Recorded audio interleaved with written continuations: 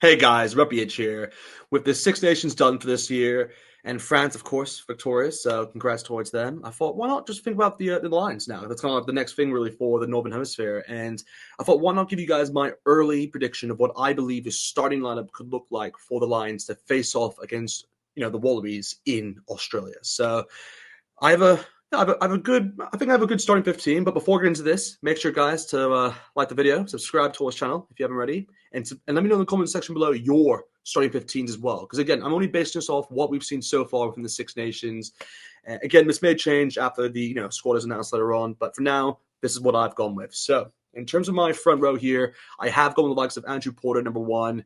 Following him, I've then gone with Dan Sheehan at the number 2 spot, and then I've gone with Will Stewart at the number 3. So that's my front row there for the Lions. I think those three have been the most impressive, I'd say, out of all the kind of players I can think of. I mean, Andrew Porter, I think he has been the best out of the bunch. I mean, yes, there is Ellis Ginge, there's Pierre Schoeman, who's done pretty well for Scotland, but I think just when you're going again, I think it's really between them three, and I think out of the three, I just think Andrew Porter just edges it. I just think he's just an excellent player, and he's really good, created from a scrummaging point of view. So that's the reason why I've set him at number one. Number two, I mean, Dan Sheehan. I mean, you've got to go with him, and he is just the outright choice, really.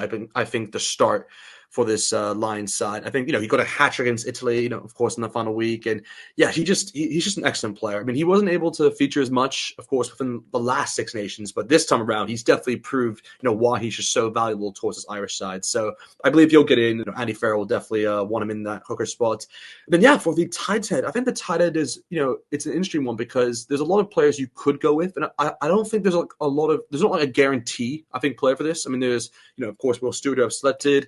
There's Xander Fagerson from Scotland. You got Finlay Bealham from Ireland, as well as Tab Furlong. But with Furlong, he hasn't played as much, I'd say, throughout this year, so that may go against him actually in terms of the amount of rugby he's actually played. So really, I think it's between Fagerson, Bealham, and Will Stewart. And I think I've been the most impressed by Will Stewart recently. I think for England, he's actually done really well in terms of that kind of tight end position. Again, doing pretty well from a scrummaging point of view. So that's the reason why I've selected him there at number 3. But yeah, for the locks then, this is where I've decided to go with Mario Itoje at number 4 and Tag Byrne at number 5. So keeping with the English and Irish, I think Mario Itoje just has to be in there. I think a lot of people, you are kind of like 50-50 with Mario Itoje. You either like him or you don't like him. And I've honestly always rated Mario Itoje. I understand that there may be a flaw or two in terms of he may concede a penalty or two, but honestly, he just gives you so much more in return and so much more to offer, I think, than a lot of locks that are out there. I mean, he's just incredible. And again, he captained the side, of course, for the first time for the Six Nations. And I think he did a pretty good job. I mean, England did, of course, finish second at the end of the competition. So yeah, I mean, fair play to him. He plays a big role, and I think he's a good kind of line-out instigator in terms of like disrupting the line-outs, but also just kind of calling out the line-out itself. So yeah, that's why he's my number 4. Then yeah, Tag Byrne, I think you just got to go with him. I think he's always been world-class, I think, for the last couple of years, and that hasn't stopped really. He proved again throughout the Six Nations that he has the capability to kind of play for this Lions side. And again, the question is, I could have maybe shifted him towards 6 and maybe chosen another lock like Joe McCarthy, or there's who else? There's Will Rowlands from Wales, who I think is an impressive player for them. There's Gilchrist. You got who else? James Ryan. There's Ollie Chesham as well. So for the loose forwards, then this is where I've gone with Tom Curry at number 6. I've then gone with the likes of Josh van der Fleer at number 7, and then Caelan Doris, of course, at the number 8. So yeah, look, I think that is the best loose forward trio you can have in terms of balance. Again, if you wanted to, like I said, you could shift Tag Byrne towards the number 6 spot and add another lock. I mean, look, there's a lot of competition here, guys, for the loose forwards because, I mean, with Tom Curry, I think he's been one of the best players in terms of consistency, I think, throughout this tournament. And really, I think he's gone up a level, actually, for England throughout this tournament. So that's the reason why I kind of looked at him at number 6 spot. And he's been playing there consistently as well. So that's another reason why I think he may be chosen at 6. With Josh van der Fleer, I mean, look, he's still, seen as one of the best flankers there is in terms of number 7 spot. So I just think you've got to go with him. He's a tackling machine. He gets on tries when he wants to as well. Yeah, he does everything right, really. So, and again, he's good in the breakdown as well. So why not have a guy like Josh van der Fleer at number 7? I don't think anyone would complain about that. And then, yeah, Caelan Doris, I mean, he just has to be in. He will most likely be the captain, I think, for the British and Irish Lions. And there's a reason for that. And yeah, he's just been an excellent player really throughout the past year. I mean, he was nominated, of course, as one of the 4 players for World Player of the Year last year. And yeah, look, he hasn't. I will say he hasn't looked as good as what we saw in the last Six Nations, but he still is a pretty pretty good player. So yeah, it's gonna take a lot to kind of get him out of the number 8 jersey. I mean, look, there is other players like there's Jack Conan, who's a great player off the bench. You got Ben Earl for the English, who's always a good player, 8 or 7 to play. For the Welsh, you got like Jack Morgan in there. For the Scottish, you got Rory Darge. I mean, there's even like players who aren't played in England or kind of in the Six Nations. You have like Jack Willis as well as Courtney Laws. But there's a lot of options you can go with here, guys. But I've decided to go with those 3 in terms of my loose forward trio. In terms of the backs, then, this is where I've gone with the 9-10 combination of Jameson, Gibson Park, and Finn Russell. I think that's going to be the most likely combination we'll see for this British and Irish Lions, unless Andy Farrell has something up his sleeve that I haven't considered. I mean, maybe you go with Marcus Smith there, or even Prendergast, because he's had a pretty good tournament for the Irish. There are other options to consider. There is Alex Mitchell, who did pretty well against the Welsh in that last week. You have who else? You have Tom Williams for the Welsh.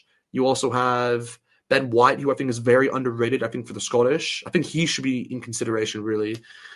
But yeah, no, it's a tough spot. But I just think when you have someone like Jameson Gibson Park, I think there's just no questions asked. And then, yeah, for the number 10 spot, Finn Russell. I mean, look, there's a lot more debate because there is, like I said, Marcus Smith, Prendergast. If you want to consider Crowley, I just don't think he's in the conversation as much now. Who else is there? For the Welsh, there's not really anyone I would say. So I think it's really between them 3. And I think just Finn Russell is the guy. I mean, he showed that kind of against France, literally what we saw. And yeah, he was pretty good in that game. He kind of just, you can tell how the experience of just kind of dictating a game and just finding open spaces and just finding those slick passes. He's just so good at that. So, I'm definitely going to go with Finn Russell there, number 10. For the center combination then, this is probably the most controversial bit, I'd say, of my team. Because, again, there's a lot of players you can go with here, guys, in any combination you want. But I've gone with the all-Scotland duo here with Sione Tupulotu as well as Hugh Jones. And, look, I know Tupulotu hasn't played for the Six Nations, but I think he's, like, the one consideration where you just have to put him in if he's available. And I think he will be. I think for what I've heard in terms of reports is that he will have a bit of he'll be able to play, like, 2 or 3 games maybe before kind of the British and Irish Lions starts. So with that in mind, I think he'll be game ready and test ready. So I would like to think he'll be in contention. So that's the reason why I've gone with him number 12. And if he is available, he is the best 12 on paper without a doubt. If he's not, then I would then probably go with Bundy Yaki. I just think he's a solid player through and through. And there's always been pretty relied upon under Andy Farrell, of course. So I think he would definitely be suited towards that 12 position. For the 13, this is where it's a lot more debatable because you can go the likes of Gary Ringrose, who's always just he's one of the most underrated players really in rugby, particularly for the Irish side and just what he does for them. He's just people think he's like a cog in the system, but no, he's much more than that. Like he's just so good from a defensive point of view, but also just finding spaces and kind of just breaking through the lines. And he's actually pretty good he's actually a few times actually won the ball in the breakdown as well. So he's like an all-rounded 13. So it was really between him, I think, and Hugh Jones. But man, Hugh Jones, man, he's just impressed me so much throughout this Six Nations. Like the amount of tries he's got, the meters he's gained. I mean, like the just spaces he's kind of found. Like even like some try assists as well he's got in there. So yeah, man, Hugh Jones, he's definitely stepped up, and I think Andy Farrell has kind of seen, look, okay, this is a guy that we can rely on here. And again, you have that chemistry with Tupulotu as well, so that's another thing to consider. In terms of other players I was considering, I mean, there's Ollie Lawrence, who I think has been impressive for the English throughout this throughout this year, and even towards a bit of last year as well. Besides that, I think those are kind of the main candidates, I think, in terms of that center spots. But yeah, for the back 3 then, the final 3 then for this starting 15, I've gone with the likes of James Lowe, number 11, Tommy Freeman at number 14, and then Marcus Smith at number 15. So again, you can debate this as you want. I think James Lowe should be in ahead of Duhan van der Merwe. That's my take. I don't think you can have both of them, honestly. When I look back at it now, I don't think both can play in the same lineup because I think James Lowe is just so good on the left side, and I think Duhan van der Merwe is just a better player on the left side anyway. And I think James Lowe is I just think he's a better player than Duan. I mean, again, I know everyone can kind of debate that, but he just has that left foot of his where he's just able to find a 50-22 just with ease. And yeah, he gets some tries. He's very, consistent. He's good in the breakdown as well. He wins those sometimes. And yeah, he's just a good player all around. All rounded game there with James Lowe. So I think he deserves the number 11 jersey. 14, this is where you can kind of debate who you want. Honestly, this is where I'm not actually mad if anyone has any. Yeah, if you choose someone else in this 14 jersey, I honestly would not be mad.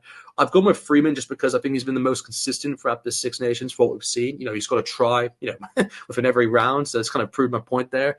And yeah, look, he's actually stepped up. It's just good to see because, again, if it wasn't for him, I'm trying to think who else would have been there. I mean, it would have been maybe Emmanuel Faiwa-Aboso if he wasn't injured. And again, he's another player who, similar towards Tupeloto, maybe could come back in time and be, and I would probably, do I put him in that 14? I probably would. If he was available, I probably would do it. It's just that I think he's the one I'm not sure as much sure compared to Tupeloto. So that's the reason why I've gone with Freeman in this 14 spot there. And again, he's just looked really good in terms of the high ball. He has a pace about him.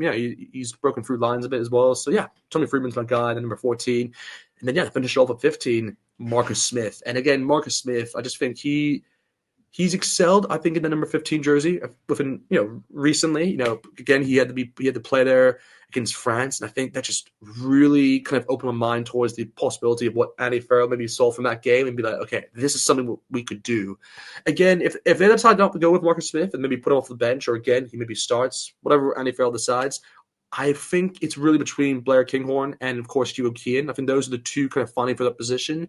And if I had to choose between the two of them, I would honestly go with Blair Kinghorn because I just think he's a reliable player. He can play 10 and 14, so he's versatile in that sense, and he's good under the high ball. So yeah, probably go Blair Kinghorn if it wasn't for Marcus Smith. But man, Marcus Smith, just that'd be a cool combination seeing Finn Russell and Marcus Smith as a 10-15 pivot. So that's another reason why I went with that kind of for the back line. And yeah, that's kind of it really, guys. I mean, let me know what your thoughts are on it. I mean, again, I think it's a good side. There could be some changes in there. I mean, sadly, I haven't put any Welsh players in this starting 15. I mean, there is a reason for that, I guess, just not the, the performances, let's just say, they've had throughout the Six Nations. But I wouldn't be surprised if a lot of them maybe come in the bench. Or, again, there's a lot of players that could get in from the Welsh. I would not be surprised if a lot of them get in. But we'll have to wait and see because, anything can happen when it comes towards the British and Irish Lions selection. But yeah, that's my starting 15. Let me know what you guys think. Like the video, guys. Subscribe to our channel if you haven't already. And yeah, see you guys next time.